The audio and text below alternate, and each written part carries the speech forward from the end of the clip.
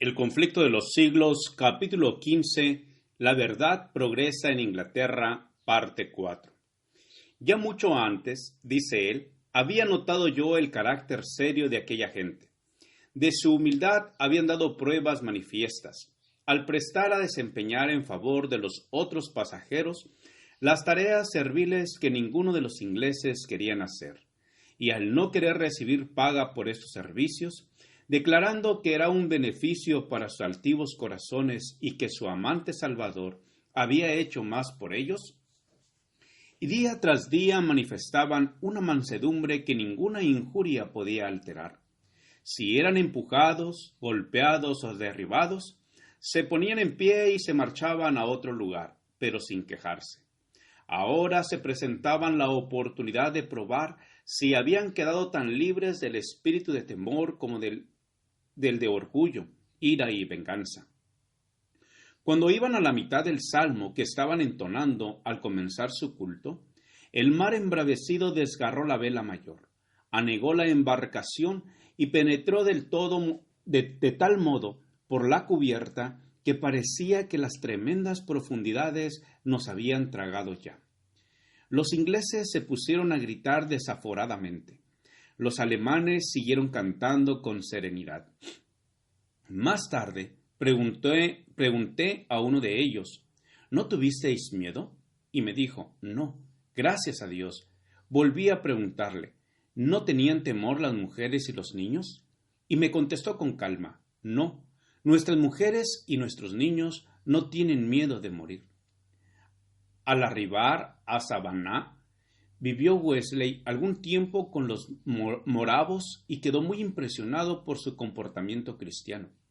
Refiriéndose a uno de sus servicios religiosos que contrastaba notablemente con el formalismo sin vida de la iglesia anglicana, dijo, «La gran sencillez y solemnidad del acto entero casi me hicieron olvidar los 17 siglos transcurridos, y me parecía estar en una de las asambleas donde no había fórmulas ni jerarquía, sino donde presidía Pablo, el tejedor de tiendas, o Pedro, el pescador, y de donde se manifestaba el poder del Espíritu. Al regresar a Inglaterra, Wesley, bajo la dirección de un predicador moravo, llegó a una inteligencia más clara de la fe bíblica. Llegó al convencimiento que debía renunciar por completo a depender de sus propias obras para la salvación y confiar plenamente en el Cordero de Dios que quita el pecado del mundo. En una reunión de la Sociedad Morava en Londres, se leyó una declaración de Lutero que describía el cambio que obra el Espíritu de Dios en el corazón del creyente. Al escucharlo Wesley, se encendió la fe en su alma. Sentí, dice, calentarse mi corazón de un modo extraño. Sentí entrar en mí la confianza en Cristo y en Cristo solo, para mi salvación. Y fueme dada plena seguridad de que había quitado mis pecados, sí, los míos, y de que me había librado a mí de la ley del pecado y de la muerte. Durante largos años de arduo y enojoso trabajo, la rigurosa abnegación de censuras y de humillación, Wesley se había sostenido firme en su propósito de buscar a Dios. Al fin le encontró y comprobó que la gracia que se había empeñado en ganar por medio de oraciones y ayunos, de limosnas y sacrificios, era un don sin dinero y sin precio. Una vez afirmado en la fe de Cristo, ardió su alma en deseos de esparcir por todas partes el conocimiento del glorioso Evangelio de la libre gracia de Dios. Considero el mundo entero como mi parroquia, decía él, y donde quiera que esté, encuentro oportuno, justo y de mi deber declarar a todos los que quieran oírlas, las alegres nuevas de la salvación. Siguió llevando una vida de abnegación y rigor, ya no como base, sino como resultado de la fe, no como raíz, sino como fuego de la santidad. La gracia de Dios en Cristo es el fundamento de la esperanza del cristiano, y dicha gracia debe manifestarse en la obediencia. Wesley consagró su vida a predicar las grandes verdades que había recibido: la justificación por medio de la fe en la sangre expiatoria de Cristo, y el poder regenerador del Espíritu Santo en el corazón, que lleva fruto en una vida conforme al ejemplo de Cristo. Whitefield y los Wesley habían sido preparados para su obra por medio de un profundo sentimiento de su propia perdición, y para poder sobrellevar duras pruebas como buenos soldados de Jesucristo, se habían visto sometidos a una larga de serios escarnios, burlas y persecuciones, tanto en la universidad como al entrar en el ministerio. Ellos y otros pocos que simpatizaban con ellos fueron llamados despectivamente metodistas por sus condiscípulos incrédulos, pero en la actualidad el apodo es considerado como honroso por una de las mayores denominaciones de Inglaterra y América.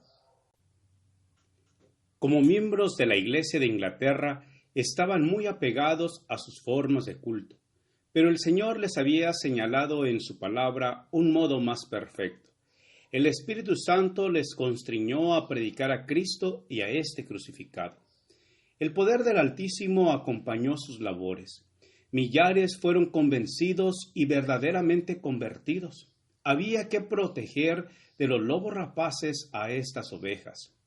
Wesley no había pensado formar una nueva denominación, pero organizó a los convertidos en lo que se llamó en aquel entonces la Unión Metodista.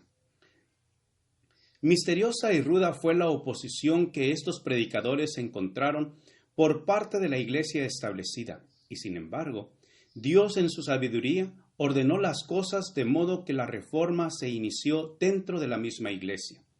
Si hubiera venido por completo de afuera, no habría podido penetrar donde tanto se necesitaba. Pero como los predicadores del Reavivamiento eran eclesiásticos y trabajaban dentro del jirón de la iglesia, donde quiera que se acostumbraban, encontraban oportunidad para ello. La verdad entró donde las puertas hubieran de otro modo quedado cerradas. Algunos de los clérigos despertaron de su sopor y se convirtieron en predicadores activos de sus parroquias. Iglesias que habían sido petrificadas por el formalismo fueron de pronto devueltas a la vida. En los tiempos de Wesley, como en todas las épocas de la historia de la Iglesia, hubo hombres dotados de diferentes dones que hicieron cada uno la obra que les fuera señalada. No estuvieron de acuerdo con todos los puntos de doctrina, pero todos fueron guiados por el Espíritu de Dios y unidos en el absorbente propósito de ganar almas para Cristo. Las diferencias que mediaron entre Whitefield y los Wesley estuvieron en cierta ocasión a punto de separarlos, pero pronto aprendiendo a ser mansos en la escuela de Cristo, la tolerancia y el amor fraternal los reconciliaron. No tenían tiempo para disputarse cuando en derredor suyo abundaban el mal y la iniquidad, y los pecadores iban hacia la ruina. Los siervos de Dios tuvieron que recorrer un camino duro. Hombres de saber y de talento empleaban su influencia contra ellos. Al cabo de algún tiempo, muchos de los eclesiásticos manifestaron hostilidad resuelta, y las puertas de la iglesia se cerraron a la fe pura y a los que la proclamaban. La actitud adoptada por los clérigos al denunciarlos desde el púlpito despertó los elementos favorables a las tinieblas, la ignorancia y la iniquidad.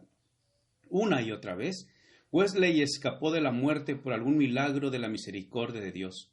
Cuando la ira de las turbas rugía contra él y parecía no haber ya modo de escapar, un ángel en forma de hombre se le ponía al lado, la turba retrocedía y el siervo de Cristo salía ileso del lugar peligroso. Gracias por escuchar este audio. Te invito a escuchar el siguiente capítulo. Jehová te bendiga y te guarde. Jehová haga resplandecer su rostro sobre ti y tenga de ti misericordia. Jehová alce sobre ti su rostro y ponga en ti paz. Con aprecio, el pastor Juan Manuel Flores Espinosa.